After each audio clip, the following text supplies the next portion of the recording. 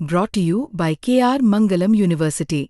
We provide you the platform to turn your dreams into reality. Give wings to your aspirations with KR Mangalam University.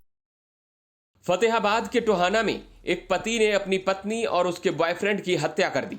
दरअसल साल 2011 में दीपक की शादी जींद के खरड़वाल की रहने वाली पूजा लोट से हुई थी। दोनों के 12 और 8 साल के 2 बेटे हैं। दीपक का एक दोस्त था ऋतिक, जिसका दीपक के घर आना जाना रहता था। इसी दौरान ऋतिक और दीपक की पत्नी में नजदीकियां बढ़ने लगी। ये नजदीकियां इतनी बढ़ गई कि पूजा दीपक को छोड़कर ऋतिक के साथ रहने लगी। पिछले करीब 5 महीने से दोनों साथ रह रहे थे। जानकारी के मुताबिक इस दौरान पूजा ने दीपक पर तलाक और सामान की रिकवरी का केस कोर्ट में दर्ज करवा रखा था। साथ ही पूजा दीपक को यह कहकर भी चिढ़ाती थी कि तुमने हमारा क्या कर लिया। जानकारी के मुताबिक इस सब से परेशान होकर दीपक ने अपनी पत्नी और उसके बॉयफ्रेंड की हत्या करने की साजिश रचने लगा और 30 मई की रात करीब 8 बजे जब पूजा और ऋतिक बाइक से जा रहे थे तो पूनिया फैक्ट्री वाली गली में दीपक अपने भतीजे के साथ इंतजार कर रहा था। इस दौरान दीपक के भतीजे ने ऋतिक की बाइक रुकवाई और दोनों चाचा भतीजे ने पूजा और ऋतिक पर हमला कर दिया। इस दौरान ऋतिक की मौके पर ही मौत हो गई, तो वहीं गंभीर हालत में पूजा को हॉस्पिटल ले जाया गया, जहां इलाज के दौरान उसने भी दम तोड़ दिया। इस पूरे मामले को लेकर टोहाना शहर थाना प्रभारी प्रहलाद सिंह ने क्या जानकारी दी है, अंत में अब आप वो सुनिए। इसके डबल मर्डर के मामले में इसमें जो मुख्य आरोपी है दीपक और पंकज किला मोहल्ले का निवासी है ये, जिसकी शादी 2011 के अंदर पूजा और निक्की खरड़वाल की जो लड़की है उसकी शादी हुई थी।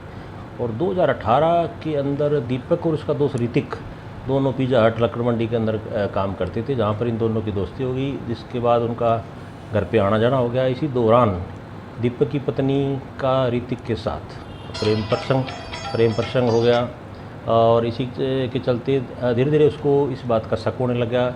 और 2024 दिसंबर के अंदर दीपक की पत्नी ऋतिक के साथ घर छोड़ के चली गई, जिस संबंध में दीपक ने एक पर्चा इसके खिलाफ दर्ज करवाया कि ऋतिक मेरी पत्नी को बहला फुसला के ले गया है। जिस संबंध में 2025 के फरवरी के अंदर पूजा को बरामद किया गया, जिसने अपना स्टेटमेंट रिकॉर्ड कराया कि वह अपने पति दीपक के साथ नहीं रहना चाहती, तो वो कोई काम धंधा करता नहीं है, इसलिए घर का खर्चा नहीं देता है, इसलिए वह लिविंग रिलेशनशिप में ऋतिक के साथ रहना चाहती है। उसके बाद वो ऋतिक के साथ रहने लगी। इसके शादी से 2 बच्चे थे, जो 2025 के अंदर जो इनके बयान के समय दोनों बच्चे इसने दीपक को हैंड ओवर कर दिए। उसके साथ ही उसके बाद से ये ऋतिक के साथ लगातार ये तिलक नगर के ऋतिक के मकान पर रह रही थी। और इसी बात की रंजिश और इसी के दौरान पूजा ने एक कोर्ट के अंदर भी इसके खिलाफ सामान की रिकवरी का और तलाक का दावा डाल रखा है, जिसका लगातार इस पर दबाव था।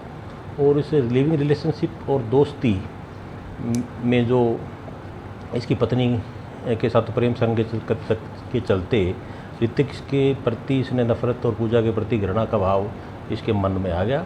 इसके चलते ये काफ़ी दिनों से इस ताक में था भी इस पर कातिलाना हमला किया जाए, जो इसमें 29 तारीख को भी इसने इन दोनों की निगरानी की। और 30 तारीख को शाम को लगभग 8-8 बजे इसने इसके घर के आसपास ऋतिक के वहाँ गली में रेकी की, जो ये दीपक वहाँ खड़ा था। ऋतिक और उसकी जो प्रेमिका या जो लड़की रहती है पूजा, ये बाज़ार की तरफ से अपने घर पे मोटरसाइकिल पे आ रहे थे। जो घर के नज़दीक ही दीपक ने इनका रास्ता रोका। इसके साथ इसने भी प्रथम दृष्टया इसने अपना एक भतीजा भोर बताया है नाम, वो भी इसके साथ था। तो इसका रास्ता रोक के और इसके हाथ में जो छुरा था या तेज़दार जो हथियार था, इसे ताबड़तोड़ हमला पहले इसने ऋतिक के ऊपर किया। ऋतिक पे हमला होने के बाद में ऋतिक वहाँ से भाग गया और उसके बाद पूजा वहाँ गिर गई। उस पर भी उसने दर्जनों स्टेपिंग के वार लगातार किए। उसके बाद गली में 5-4 लोग इस पूरे हंगामे को देख के निकल गए, जिसकी चलते पकड़ने के डर से ये भाग गया। इसको रेलवे स्टेशन के आसपास से ये भागने की फिराक में था, इसलिए वहाँ से इसको काबू किया गया। इसे पूछताछ की, इसका पुलिस रिमांड लिया जाएगा। इसमें वारदात में प्रयोग किया गया जो वेपन है, ये छुरानुमा जो तेज़दार हथियार है, वो बरामद किया जाएगा। इस पूरी वारदात के अंदर अगर इसके साथ कोई और भी रैकी में या किसी योजना में कोई और व्यक्ति या कोई और इसके साथ है, तो उसका भी इसी पुलिस रिमांड के दौरान इसका खुलासा किया जाएगा। जो तथ्य इसमें सामने आएंगे उसी के हिसाब से आगे तफ्तीश की चढ़ाती थी, मतलब जैसे जब कोर्ट में कर रहे हैं ऐसे भी। यानी इसका कोर्ट में मामला चल रहा है जो इसमें लगातार मनमुटाव था। सिर्फ फ़ोन में भी प्रारंभिक पूछताछ में इसने बताया कि भी वो लगातार दबाव बना रही थी, लगातार इसको ताना देती थी, जिसकी वजह से और कुछ लिविंग रिलेशनशिप में रहने की वजह से घर छोड़ के चली गई। उसके बाद में जो इज्जत इसकी जो भी समाज में थोड़ी इज्जत खराब हुई और हुई, इसके बाद की इसकी घृणा और नफरत होगी, जिसी के चलते इसने इस बड़ी घटना को अंजाम दिया।